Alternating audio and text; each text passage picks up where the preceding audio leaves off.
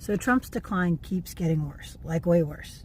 And it's obvious. He wandered away from a meeting with high-level executives that if Biden had even thought to do that, it would have been in the news cycle for weeks.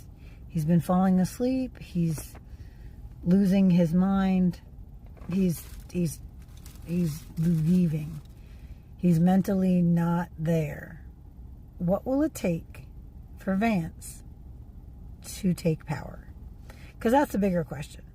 Is it going to be when Trump messes up enough that his handlers on Air Force One cannot clean it up? Is that what they're waiting on? That Trump, for all of his salesmanship, if he can't sell anything, is that when he's going to be going away?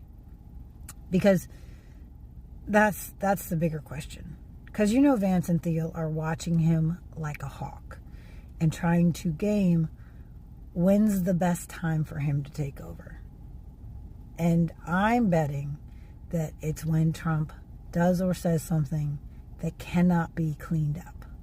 And a lot can be cleaned up because the few that are sticking by him, even though he hasn't released the Epstein files and is doing crazy stuff on the international stage, including acting for Israel and stuff like that, he's still able to sell things relatively.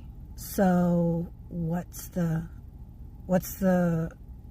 time when the ROI is not good?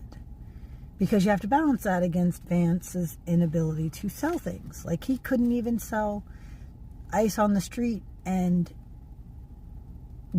actually killing an American citizen. He couldn't sell it. They've been trying. It's not landing. So how soon?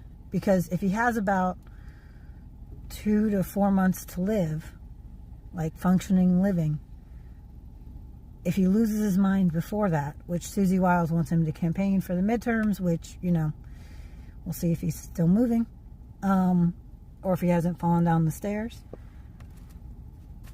When do they stop?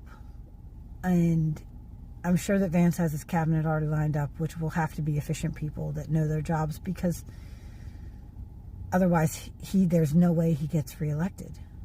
Anyway, it's an interesting conversation.